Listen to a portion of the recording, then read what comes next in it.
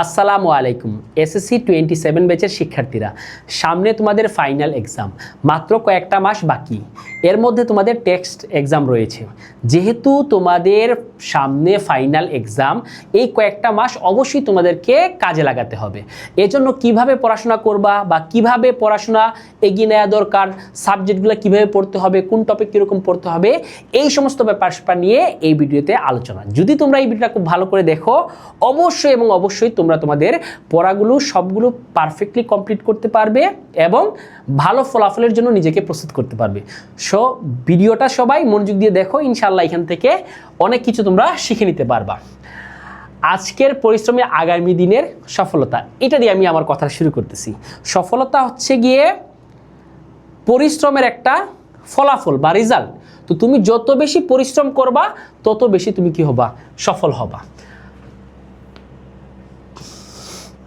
এ plus অর্জনের লক্ষ্য স্থির করো, দুর্বল বিষয়গুলো চিহ্নিত করো, দৈনিক ও সাপ্তাহিক পরিকল্পনা তৈরি করো।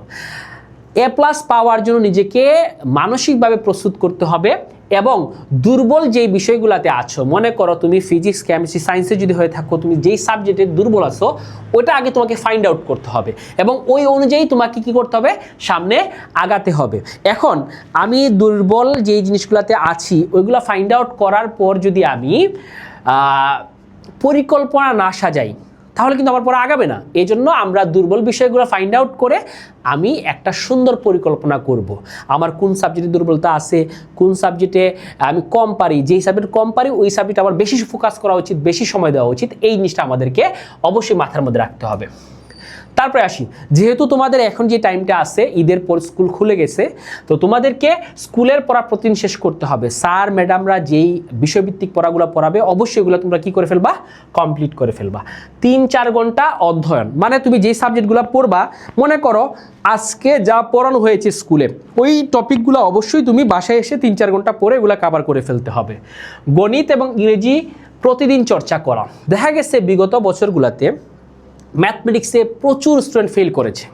এর পিছনে মূল কারণ হচ্ছে সৃজনশীলে ম্যাথমেটিক্সের ক্ষেত্রে তুমি যদি প্র্যাকটিস না করো তাহলে এটা তোমার হাতে আসবে না। তখন তুমি যখন বোর্ড পরীক্ষায় বা যে কোনো পরীক্ষায় বসবে, তোমার হাতে আর ওই অঙ্কগুলো আসবে না, একটু পরে গিয়ে তুমি আটকে যাবে। এই জন্য এই বিষয়গুলো খুব বেশি করা দরকার, চর্চা করা দরকার। বাংলা ব্যাকরণ, ইংরেজি গ্রামার, ভোকাবুলারি, গণিতের মৌলিক সূত্র, বিজ্ঞানের ধারণা। এখানে কয়েকটা টপিক আমরা লিখে রাখছি। প্রথমটা হচ্ছে বাংলা ব্যাকরণ। বাংলা ব্যাকরণে আমাদের অবশ্যই ফোকাস করা উচিত।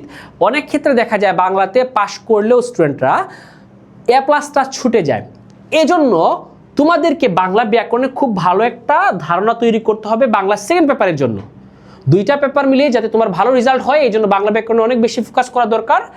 আর গ্রামারের ক্ষেত্রেও সেম, বাংলা ব্যাকরণ, ইংরেজি গ্রামার 2টার ক্ষেত্রে সেম। তোমাকে ওই বেসিক কনসেপ্টগুলো আছে, যেই টপিকগুলো সচরাচর পরীক্ষায় আসে, স্যাররা তোমাদেরকে যেই টপিকগুলো পড়ান এগুলোতে একটু বেশি ফোকাস করতে হবে। গণিতের মৌলিক সূত্রগুলো, অধ্যায়ভিত্তিক যে সূত্রগুলো আছে যেগুলো তুমি অঙ্ক করবা, এইগুলোতে যদি তোমার ভুল লেগে যায় বা মনে না আসে তাহলে তুমি অঙ্ক করতে পারবে না। এই জন্য এগুলো ভালো করে কি করতে হবে, মাথার মধ্যে রাখতে হবে। বিজ্ঞানের ধারণা, বিজ্ঞান বলতে ফিজিক্স, কেমিস্ট্রি, ম্যাথ, বায়োলজি, সায়েন্সের যতগুলা সাবজেক্ট আছে সবগুলোর মৌলিক যে বিষয়গুলো আছে এগুলো অবশ্যই তোমাকে কী করতে হবে, মাথার মধ্যে রাখতে হবে। সংজ্ঞা, সূত্র, এগুলো অবশ্যই তোমার মাথার মধ্যে রাখতে হবে। এরপর আসি প্রতিটি অধ্যায়ের সারসংক্ষেপ। তুমি যখন একটা অধ্যায় পড়বা, এই অধ্যায় থেকে কি কি জিনিস তোমাকে বলছে, কি কি কোয়েশ্চন থেকে, কি কি টপিক থেকে কোয়েশ্চন আসে, সবগুলাকে একটা কি করে হতে হবে, সারসংক্ষেপে নিয়ে আসতে হবে, যাতে ওই সংক্ষেপের মাধ্যমে তুমি চ্যাপ্টারের পুরো ধারণাটা পেয়ে যাও এবং ওই চ্যাপ্টার থেকে কী কী কোয়েশ্চন আসে সবগুলো একটা ফাইন্ড আউট করে সুন্দর একটা নোট সাজিয়ে ফেলবা। That's it. গুরুত্বপূর্ণ সূত্র, সংজ্ঞা, যেটা একটু আগে বলছিলাম, সংজ্ঞাগুলো যেগুলো বোর্ডে আসে, সূত্রগুলো যেগুলো দিয়ে অঙ্ক করতে হয় সবগুলো তুমি অবশ্যই মাথার মধ্যে রাখতে হবে। দ্রুত রিভিশনের জন্য আলাদা নোট। তুমি যেই চ্যাপ্টারটা পড়বা, স্যার অথবা ম্যাম যেই তোমাকে পড়াক না কেন, স্কুল, কোচিং, হোয়াটএভার যেখানেই পড়ো না কেন, স্যার তারা যখন যেই জিনিসগুলো পড়াবে এগুলো সুন্দর একটা নোট করে ফেলবা। নোট করে সূত্রগুলো প্রথমে থাকবে, তারপর সংজ্ঞাগুলো থাকবে, এরপর গাণিতিক যে সমস্যাগুলো আছে, তারপর সৃজনশীলে চলে যাবা। ওইরকম একটা নোট যদি থাকে, পরীক্ষার আগে তোমার জন্য রিভিশন দেওয়া কি হবে, সহজ হবে। কারণ তোমাকে স্যার এটা বুঝিয়ে দিয়েছেন, তুমি এটা বুঝেছো, তারপর নিজে প্র্যাকটিস করে নোটটা তৈরি করছো, এটা সবথেকে বেশি ইফেক্টিভ হবে। এই জন্য এই জিনিসটা আমরা একটু মাথার মধ্যে রাখবো। আচ্ছা, সপ্তাহে অন্তত একদিন রিভিশন, ভুলগুলো খুঁজে সংশোধন, পুরনো অধ্যায় পুনরায় দেখা, সপ্তাহে একটা দিন রাখবা রিভিশনের জন্য। মনে করো আজকে তুমি যেই জিনিসটা ভালো করে বুঝে পড়েছো, এটা কালকে তোমার মাথার মধ্যে থাকবে, এক সপ্তাহ পর দেখবা এটা মাথা থেকে চলে গেছে। তো তুমি যদি সপ্তাহে একদিন যদি রিভিশনের জন্য রাখো যে আমি এই পুরো সপ্তাহে 7 দিনে কি পড়লাম বা 6 দিনে কি পড়লাম, ওই জিনিসগুলো আমি একবার রিভিশন করি, তখন ওই যে ভুলে যাওয়া বা কিছু জিনিসে মিস্টেক থাকা, এই জিনিসটা কি হয়ে যাবে, দূর হয়ে যাবে এবং পড়াটায় অনেক বেশি মজবুত হবে এবং বেশি দিন তোমার মাথার মধ্যে থাকবে।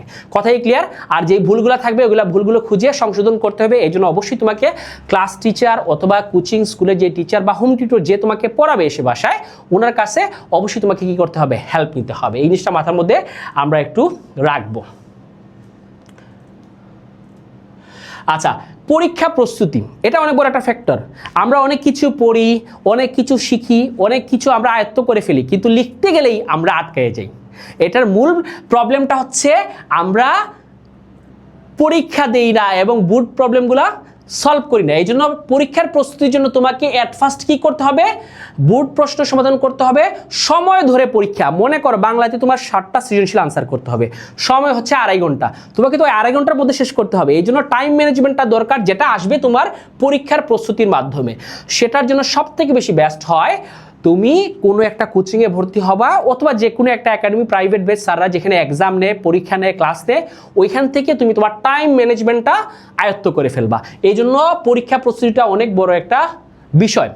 মডেল টেস্টে অংশগ্রহণ করা, ওই যে বললাম না কোচিং সেন্টার বা বিভিন্ন জায়গায় স্যাররা যেগুলো পড়ায় থাকে ওইগুলো একটা মাথার মধ্যে রাখতে হবে, এড়িয়ে চলবে। তোমরা দেখবা স্টুডেন্টদের সব থেকে বেশি নাও এ ডেজ যেটা হয়, সময়টা নষ্ট করার পিছনে সব থেকে বেশি দায়ী হচ্ছে এই যে ইলেকট্রনিক ডিভাইসগুলা, ফোন আছে, পিসি আছে, ঠিক আছে, এগুলাতে মানুষজন কি করে সারাদিন ফেসবুক, ইনস্টা, হোয়াটসঅ্যাপে চ্যাটিং ফেটিং, ভিডিও গেমিংস, এইগুলাতে টাইমগুলো নষ্ট করে ফেলে। এই জন্য অতিরিক্ত মোবাইল ব্যবহার করা বন্ধ করতে হবে। যতটুকু দরকার ঠিক ততটুকু। মনে করো এখন যেহেতু ইন্টারনেটের যুগ, আমাদের পড়াশোনা সবগুলো স্যাররা ইন্টারনেটে দিয়ে দেয়, তো ওইটুকুর জন্য এবং এন্টারটেনমেন্টের জন্য 1 ঘন্টা যদি আমরা প্রত্যেকদিন ব্যয় করি, মোর দেন এনাফ। কিন্তু তোমরা দেখা গেছে 7-8 ঘন্টা এক একজন মোবাইল ইউজ করো, এই জিনিসটা একটু কমায় ফেলতে হবে, ঠিক আছে? আচ্ছা, এরপরে কি? আচ্ছা, সফলতার সূত্র। দেখো, সফল হওয়ার জন্য কি লাগবে, এটা হচ্ছে সফলতার সূত্র। Regular study, practice, revision, discipline equals to golden success.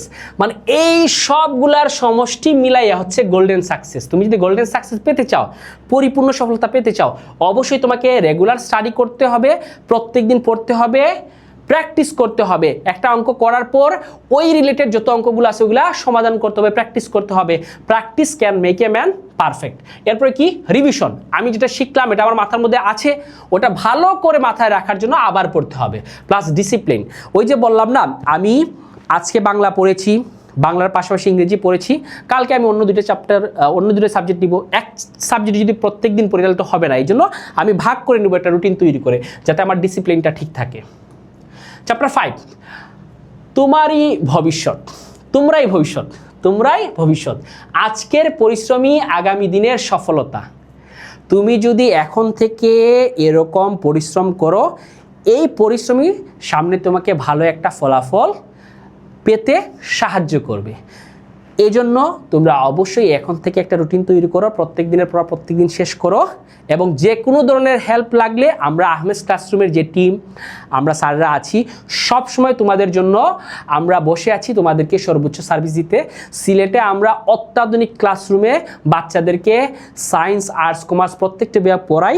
বিশেষ করে 9, 10, ইন্টারমিডিয়েট, এই 4টা বিভাগে আমরা খুব গুরুত্ব দিয়ে বাচ্চাদেরকে পড়াচ্ছি। কারণ যদি বাচ্চারা 9, 10-এ ভালো করে না পড়ে, তারা ইন্টারমিডিয়েটটা ক্লিয়ার থাকবে না, ইন্টারমিডিয়েটের রেজাল্ট খারাপ হবে, ভার্সিটি মেডিকেলের ক্ষেত্রে হ্যাম্পার পড়বে। এই জন্য 9, 10 থেকে বাচ্চাদেরকে তার বেসমেন্টটা তৈরি করতে হবে এবং ইন্টারে প্রচুর প্রস্তুতির মাধ্যমে এবং ভালো করে বেসিক ধরে ধরে পড়ে তাকে সামনে এগিয়ে যেতে হবে। এরকম যদি কোনো বাচ্চারা পড়তে পারে একজন ফিক্সড টিচারের মাধ্যমে, তাহলে তার সায়েন্স, আর্টস, কমার্স প্রত্যেকটা বিভাগ কী হয়ে যাবে, সহজ হয়ে যাবে এবং সে তার কাঙ্ক্ষিত লক্ষ্যে পৌঁছাতে পারবে। আমাদের আহমেদ ক্লাসরুমের 8ম, 9ম, 10ম, একাদশ এবং দ্বাদশ শ্রেণীর বিভিন্ন ব্যাচে ভর্তি চলছে। তোমাদের সবাইকে স্বাগতম জানাই। সিলেটে আমরাই দিচ্ছি একমাত্র স্মার্ট ক্লাসরুমে স্মার্ট ফ্যাসিলিটিস। সবাইকে ধন্যবাদ। আল্লাহ হাফিজ।